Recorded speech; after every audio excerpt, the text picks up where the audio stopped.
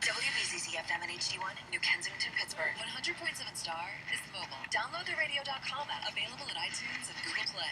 WBZZ-FM and HD1, New Kensington, Pittsburgh. Welcome to Sunday Magazine, a public affairs program from CBS Radio about issues important to the communities of Pittsburgh on 100.7 Star.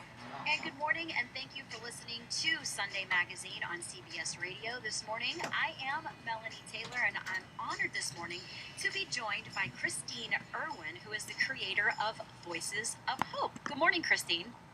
Good morning, Melanie. How are you? I'm doing well, and I have to admit to the listeners who are up early this Sunday morning that we met actually locally at South Hills Village area, right at the Galleria. There was an event there, and we started to talk. You came up, you gave me your card, you talked about something that is very, very important to you and to your heart, and this is how the Sunday Magazine show is coming to play today, Christine. Yes, very exciting. All right, so let's talk a little bit about your history with Voices of Hope, what it is, and why this is so important to you, Christine. If you can share with everybody where you're from and, what occurred in your life. Sure. So currently I'm from the South Hills of Pittsburgh, but I grew up in Johnstown, Pennsylvania. And 11 years ago, I was a freshman in college. I was 19. I was very young and naive, and I was experienced rape. Unfortunately, it was a very unfortunate experience for me, and I went through tremendous amounts of a healing process, and I'll be honest, healing right now is a part of who I am. That's where I'm at in my life, and I'm healing still every day. But I realized that speaking about what had happened and being a voice for other survivors and victims that have gone through rape or sexual violence really has helped and progressed my healing and has made me stronger. So Voices of Hope actually initiated just about 2 years ago, and the reason the title is Voices of Hope, the original idea was actually me taking a step in my healing process and realizing that this just didn't affect me. This affected all of my family who knew. This affected my friends.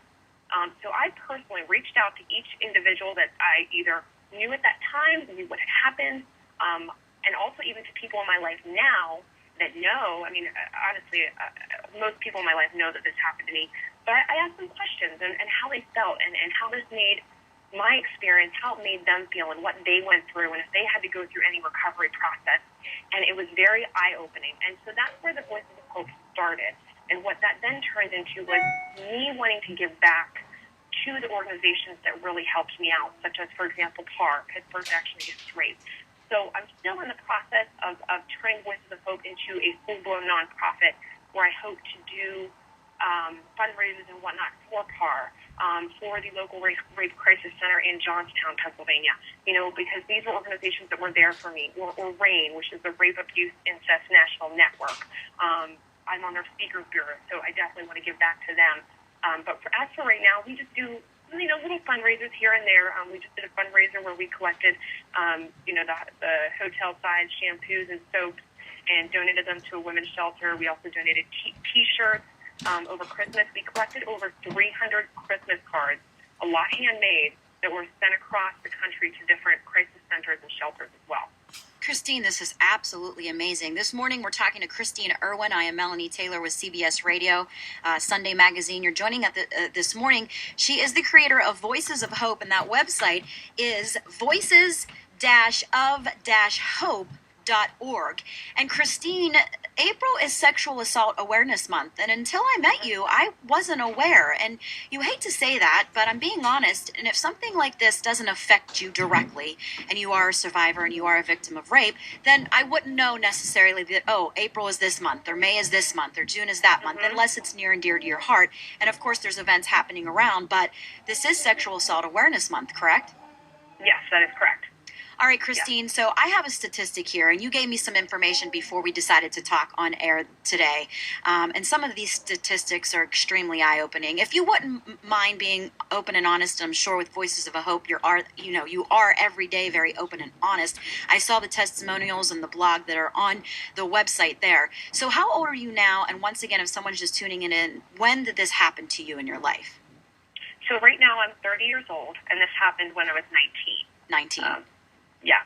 And you're married with a child now, correct? Yes, I have a wonderful husband and a beautiful 10-month-old son right now. Now, the statistic that I see here is 1 in 5 women and 1 in 71 men have been raped in their lifetime. Yes. That is startling to me. Absolutely startling to me. And this is Centers for Disease Control and the National Intimate Partner and Sexual Violence Survey. And this report came a few years back. And you hate to say it, as the years progress, we don't want to see that number rise anymore, do we, Christine? Exactly. And that's why we talk about it. And I'm sure you've met numerous women with Voices of Hope so far, a lot locally. Is that true? That is true, yes. Now, Christine, I'm looking at your business card because that's when we first met. You gave it to me. I absolutely love what I'm going to read to you right back, which is on your website, which is on the business card. I want you to talk and spend a little bit this morning about how you developed this. The saying is this: changing rape culture one voice at a time. Explain that.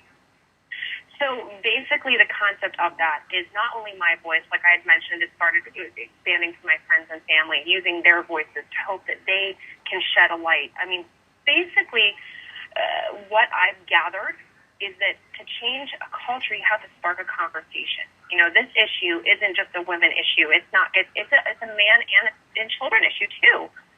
So it expands across the board.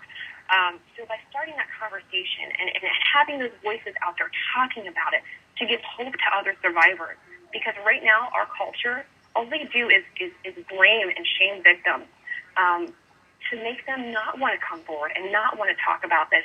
And, you know, I can understand why people might not want to come forward, but also, you know, for me, a big step in my healing process was talking about it.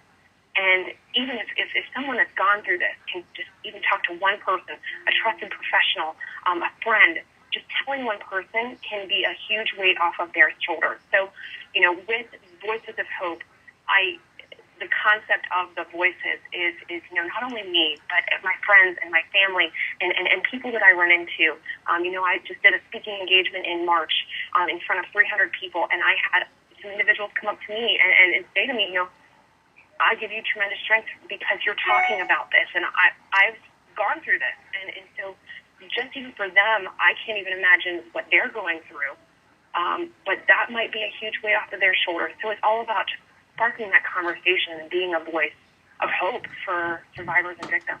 Christine, you're so right. This morning on Sunday Magazine, I'm Melanie Taylor here at CBS Radio. We're joined by Christine Irwin. She is the creator of Voices of Hope. That website is voices-of-hope.org. This is Sexual Assault Awareness Month, this month of April. And Christine, you're so right. It seems like, and I have 2 daughters, and when I think about this, it actually gives me goosebumps. But you don't want it to be put into the shadows or have, you know, some of these young females or these young moms raising young daughters to have them be scared or nervous or ashamed that they cannot come to somebody to talk to them about something, and to make them feel like, A, it was their fault, or B, how are you going to get on with your life now, you know? Exactly. Yep. So all of the, and that's the main concern here. It, like you said, you're giving them voices. You're giving them that hope by speaking with somebody. And Christine, I'm sure numerous people, thanks to you, have felt so much more encouragement and, like you said, strength, because you are a voice now. Yeah, exactly. It's pretty empowering to see that, going from where I was at one point in my life to being where I am now. I can't imagine. And, you know, you're a strong woman, and I met you for 10 minutes. That's it, 10 or 15 minutes. And I initially knew, I'm like, wow, she's powerful, she's strong, and I give her so much credit. Now, later on in the interview, we're going to talk a little bit about this upcoming April 26th event. But why don't you touch upon, and this is your time to brag, and I'm being honest about it, touch upon some of the local places that you've spoke at, some of the universities, And maybe if somebody's listening this morning, how, if they hear you, they would like to get in touch with you. So talk about where you've done some of your speaking, and if at the end of that, you can maybe elaborate on if somebody would like to get in touch with you, if they would actually want you to come out to speak to them. Sure.